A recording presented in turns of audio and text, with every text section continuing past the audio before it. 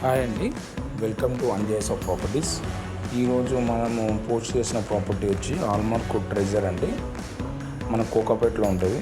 ఇది వచ్చేసి మనకి 1765 SFT 12th floor corner flat అండి. మీకు ఇది బాల్కనీ నుంచి గండిపేట వెళ్ళే రోడ్లో వ్యూ ఉంటుంది. మీకు ఇది వాష్రూము.